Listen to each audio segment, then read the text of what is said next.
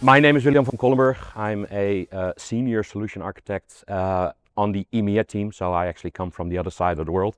Live in a beautiful tiny country called the Netherlands, which is smaller than most of the US states, so just so you know. And we're going to talk HyperCore, or the HyperCore REST API, my apologies. First of all, I have a military background, so it's a W5H, which stands for the what, who, when, etc., etc.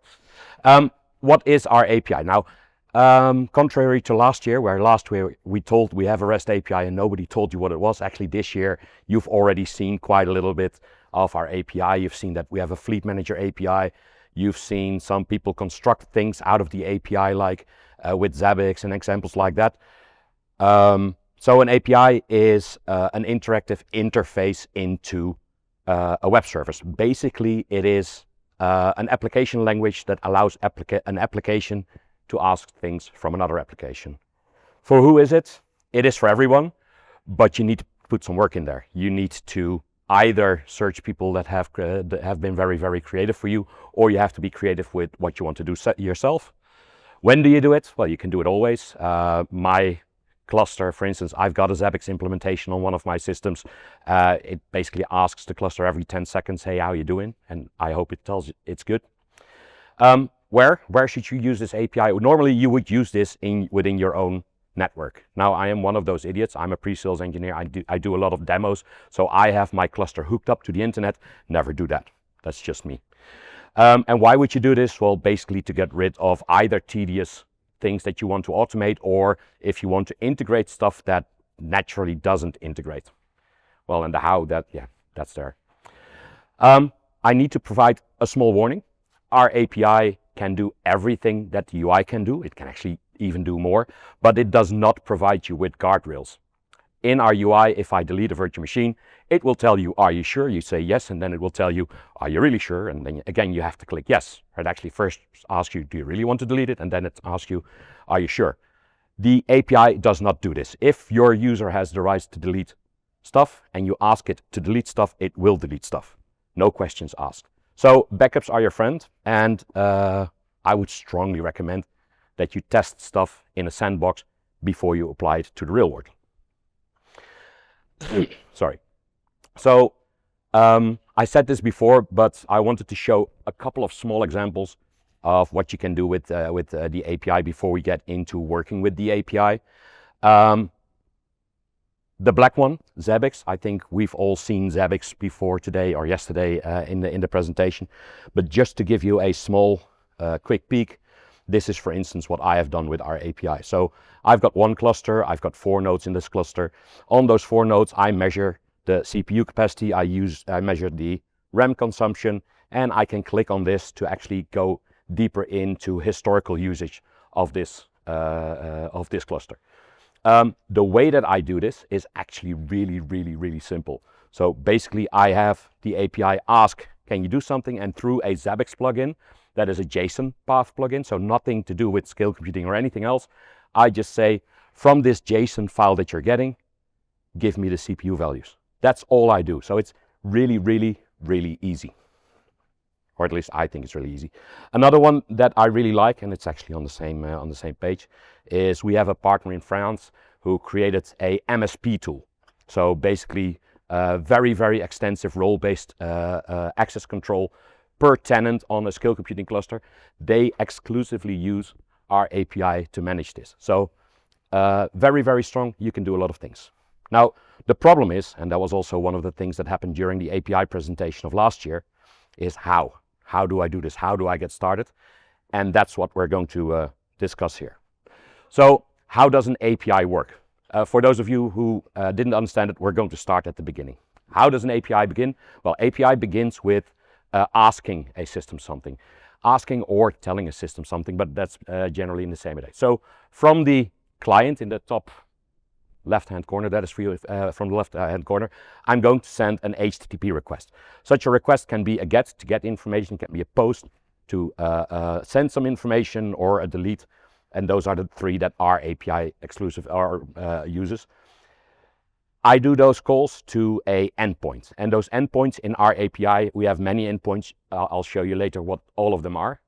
But basically, as you can see, it's your cluster address slash rest slash v1, and then the thing that you want to do. You send this information to the cluster, and then the cluster is going to respond. Now, sending this information can be either just going to the right URL or going to the URL and add some information in the form of JSON to it. The response is always in the form of JSON. So it's always a string that contains JSON formatted data. JSON is, I would almost say, comparable to XML. It is a little bit different, but basically if you understand what an XML is, the way that that's formatted, you can also read JSON data. Practical examples. To get into a system, to get into our REST, we have two different ways of authenticating against that API. The first one is basic authentication. As long as you stay within your own environment, basic authentication is actually easier than using session-based authentication. The upside or the good parts of basic authentication is it's really, really quick. The downside is it's not that very secure. As you can see over there in this particular example, the basic authentication is my username, my password, so William column my password, encoded into a DES format. Unfortunately for all of us, DES is very easy to recover. So if you would actually put this string that you see over here, there in a DES decoder, you would literally get my username and password back, which is something that we don't like, right? So this is an example just in Linux. I also have an example in PowerShell. Don't worry, these slides will be available for everybody that's present here. And in the end, you get that JSON return. Our Swagger browser, and for those of you who do not know what Swagger browser is, we have our API documentation on each and every cluster. So if I go to a cluster, I go to settings, I go to support. If I click on this REST API documentation link over here, that will actually take you to this page, which is on the cluster, which has all of these endpoints that I spoke about that you can use. So as a very simple example, with this Swagger browser, with this live API browser, if you will, I can actually find out which information I need to send. So I've got all this documentation here. And once I'm ready to use this, I have this very nice button that says try it out. This particular command does not require any parameters, so I can simply just click on execute. It will send this command to my cluster, and it will tell you that I am actually the person that gets an email when something is wrong with this cluster. So if you have questions later, now you have my email address. Obviously, we also have more complex things. So if we talk, for instance, about taking a snapshot, and as you can see, we have a lot of endpoints. So I've already opened it to make sure that I can find it easy. There's a little bit more information that I need to put in here. So over here, you can see that I want to have the UUID. I'll get back to that one a little bit later, but I need the UUID of whatever I'm going to snapshot. I need to give it a label, and basically everything that comes after that is optional. You can fill it, but it's not needed. I'll show a practical, as promised in the description of this presentation, I'll show a practical example later on. The other one that we have, or actually the reason that I showed that Swagger browser actually uses basic auth. But the other one that we have is session-based. So session-based means actually like logging into the GUI of our cluster, that you're going to send a username and a password in a JSON format, and the response that you get back from that is actually a JSON formatted string with your session ID in there. So again, going back here, if I go and hack everything here, I'm not a hacker, but if I go over here and I go to more tools and then to developer tools in any browser, I'll zoom in later on. You can see that in my cookies, this won't zoom, oh, you can't see, but there is a session ID over here. That session ID literally tells the cluster with every question that I ask, this guy is authenticated. With this way, with this session-based login to a system, there is no need to send your login details with every request. All you need to do is send this session info with. So over here, in this particular example, I have it in a variable. Obviously, you can also do this in a cookie, or if you want to save this, you can on a hard drive, you can do. The big thing with session-based is it's a lot more secure, but you also have to take care of logging out. So basic out basically means that you need to know the string and then you can do everything. Here you create that session, but this session, if you do not kill this session, will exist for a year. So it's very important that if you create this session, you also log out. Logging in is cool, logging out is important. So, as promised, live examples. I'm a little bit nervous about this because live things tend to go their own way. What we're looking at here is a Python example. So I've got a Python example and a PowerShell example of what we're going to do, and I'm going to walk you through what are the steps that I need to do to get logged in. And yes, please put on the proper glasses because I know it's a lot of text, but we're going through it anyway. First thing is to do a request. So to do an HTTP or HTTPS request to an API, you need a couple of modules. You need the request module. And because I want Python to understand JSON, I also need the JSON module. Now, something that you should actually not do, but I'm pretty sure everybody's going to do, is you also want to get rid of that certificate warning. So obviously, all of you, when you buy a cluster, you immediately do your DNS registrations and get your certificates on the cluster. I'm pretty sure everyone does it, so don't use this. But this one over here makes sure that you don't have to worry about certificate warnings. The next thing I've done here is I've made a variable that points to my login point. In an API, you have all these endpoints. Well, the most important endpoint over here is the login endpoint. The other thing that I need to do, just like a browser does, because I have to take care of everything that a browser wants to do, is I need to specify that my content type is JSON. I need to make the other side understand that I'm sending JSON information. Then over here, and this is, I think, the most important one, you get your login payload. This login payload needs to be formatted as a JSON string. So I use JSON dumps, which is a way to get information into a JSON format, where I say my username is demo, my password is API demo, and I'm not going to use OIDC or OpenID as my identity provider. Nice thing, I really appreciate this. Just like you can use OpenID with our GUI, you can use those same OpenID credentials also with our API. And with OpenID, for those of you not familiar with it, this allows you to make use of Entra ID or ADFS or Okta or Ping as your identity provider. Once I have all of that formatted, I'm going to create my login response. So obviously I want to log in, but I need to know that session ID, so I need to save that in a variable. So I'm going to do a request. Like we said before, my request comes in a format. So my format over here is a post. Then I put my API login URL in there. My headers, my data is my login payload, so this payload. And then again, to prevent that certificate warning, I do a verify as false. That will send me, so that login response will have the response, so the answer to my login request in there. Now, if I were to just use this API headers, so if I would say print API headers, all I would get is an HTTP response code, which is 200. 200 means success. So I actually need to format that. So I take my login response and then the session ID in that login response, and I make that into a variable that I can later on use, or actually I put that in my headers so I can do all my other requests. And then I print those API headers. Like I said earlier, logging out is really, really important. You need to take care of logging out. So I also do a log out response. Now let's get excited here. Let's get scared. Let's run it, see if it works. And actually the cluster that I'm using is a single node that is over here.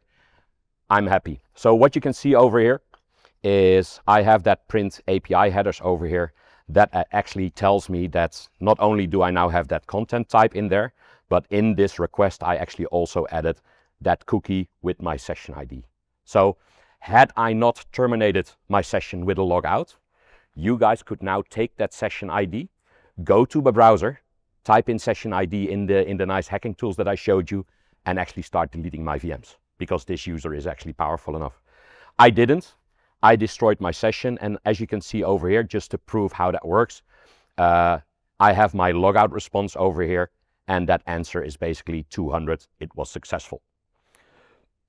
Taking this a little bit further, if you're going to use this in a script, you might want to put some error checking in there. You might want to actually verify that the logout response is actually 200. If it's not 200, maybe try it again or try it in a different way. Make sure that you log out. And that same also goes for all the requests that you get. Taking a quick look at the same example, but then in PowerShell. Again, I need a username, a password, and I've changed it a little bit. I wanted to show different ways. So over here, I just have my node address as a variable.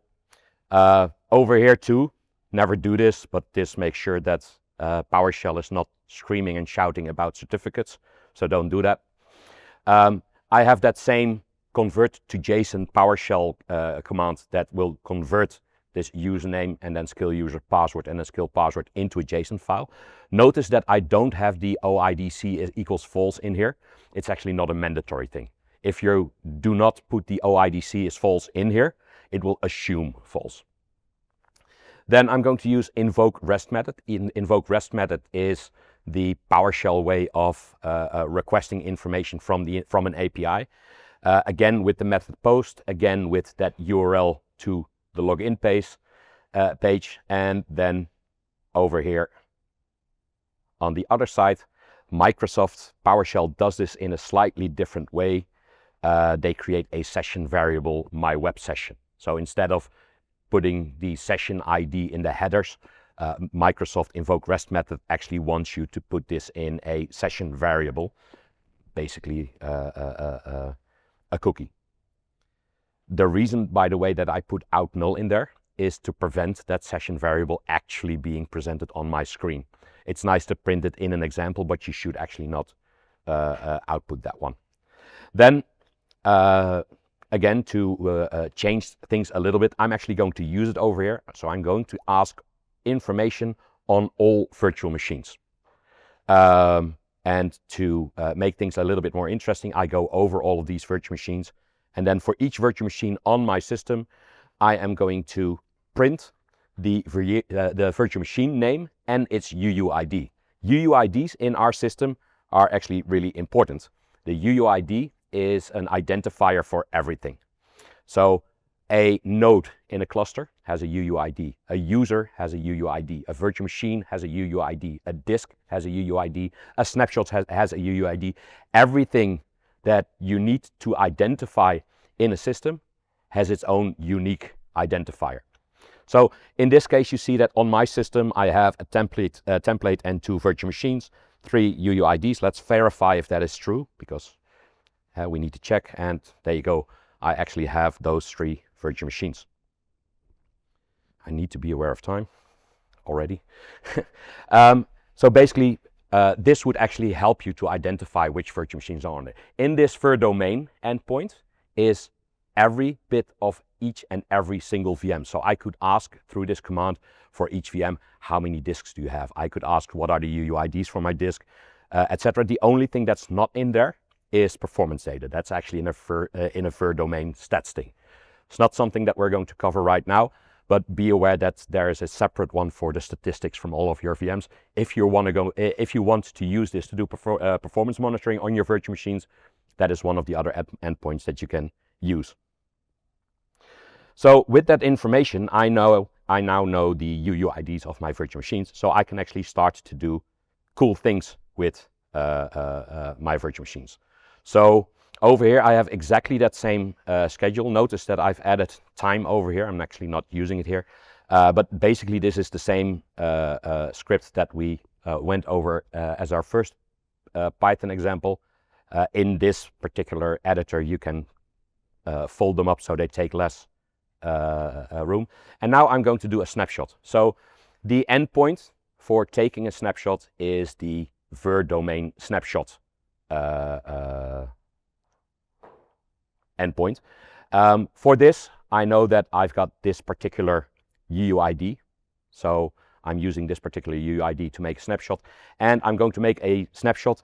For making a snapshot, again, I need to have a description of what I actually want to do. And again, I'm going to do this in a JSON body. So going back to that API browser, this is actually that particular endpoint. So this is the endpoint for domain snapshot.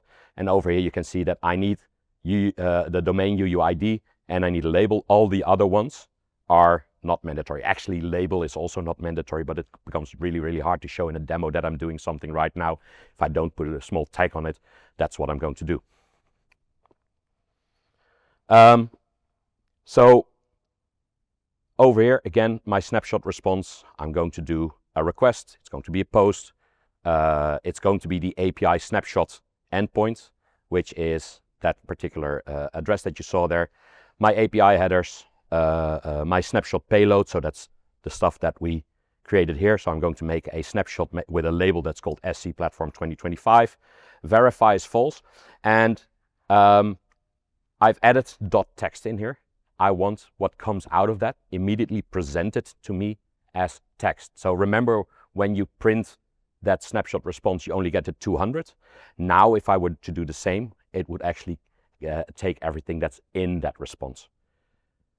I print my snapshot response, and then again, good housekeeping, I'm going to log off. So again, a little bit nervous, but let's run it anyway. There we go, and there you go. Again, here you have my session ID. It's the same script, I didn't change it, so it prints its snapshot ID. And now you can see that the response to this answer was that there was a task. That task is running. If you do a snapshot manually in a skill computing cluster, you get this small counter on the bottom, this progress bar on the bottom with how far your snapshot is. That is actually the information that is in that particular tag. And you get a created UUID. Remember, everything in a skill computing cluster has a UUID, a unique identifier. So if I want to make a snapshot and afterwards do something with that snapshot, I need to know that particular UUID. Good example would be, I'm looking over there, if you want to make a backup of a disk, but you don't want to do it on the original virtual machine, you can actually make a snapshot and then take that particular snapshot and a disk from that snapshot, mount it to another VM and do your backup over there. I know somebody who does that. I can look at him. And then my logout response again is 200. So if I go to my cluster, and again, say a little prayer first. If I go to my snapshots, you can actually see that now one of my VMs has a snapshot that says SC Platform 2025. And I can actually prove that it was real because it was made at 2:58, which is my local time back home. So going back to those examples, I have that task tag, for instance. This is this progress bar where I can see whether or not something is there. Now, theoretically, you don't need to wait for a snapshot to complete if all you want to do is make snapshots. But I've got this cool thing over here that I did. This is the same script again, but with some additional stuff in there. I created a function in this particular script that is called wait for scaled task. So because I know this tag, I can check this tag regularly. What is your status? And that status, that can be complete, that can be error, and there's actually a couple of others in there, but basically those are the main two ones. And basically what I can do with this function is every 2 seconds ask the cluster, hey, I've got this task tag. Can you please check if it already says complete or error? And I just basically do this every 2 seconds, or you can configure how you do that, until either it says error. When it says error, I'm going to post a nice error message, log out, and then exit Python. You could also raise an error, but if you raise an error, you're not logging out. So that's why I'm doing it this way. If it does complete, I just return true.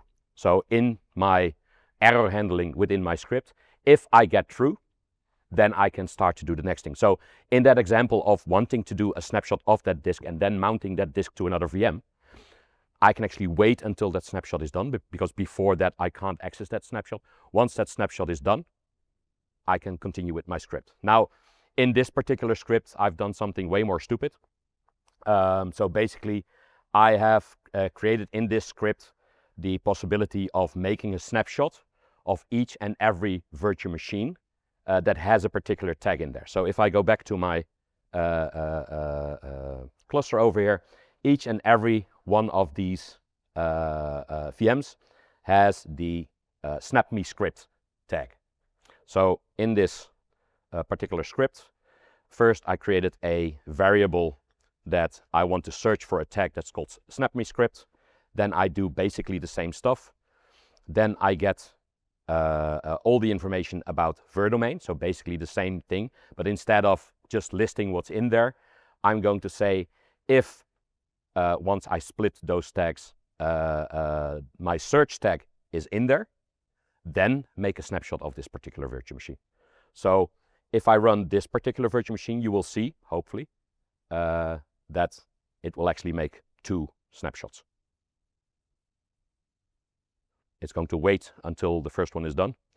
Then it's going to do the second one. You can see that I've added a little bit of troubleshooting information in there that says 162 is complete, 163 is complete. And now I'm signed out of that cluster again. And if I go back over here to my snapshots, you will now see that all VMs, or all VMs that have the proper tag, but basically that's all VMs, now have an additional snapshot, and that additional snapshot is that scripted snapshot by tag snapme script. So doing it in this fashion, normally when you're doing snapshots, it's actually stupid to wait for one to complete and then do the next one. You want to do them as soon as possible, and after that, check the tags. I just wanted to use this as an example of how would you do this. But basically, this allows you to put instead of guessing, sleep 20 seconds and then pray that it's done, you can actually wait for something to finish before you continue. So doing things in an asynchronous way or in a synchronous way, whatever your preferences is. The last one that I wanted to show, and this is actually stolen from your script, is that you can also do all of these things in Bash. I'm not going to go over this because it basically also just takes a snapshot just to show you that that same wait scale task is also available in Bash, that you do the same things, but then you do it with curl. REST APIs are non-discriminant. They don't care which language you use as long as you use their language in the way that you send your information, and you can read JSON. So my clock says 1 minute 50. Questions? Did you guys like it? That's my first question. Yes, awesome.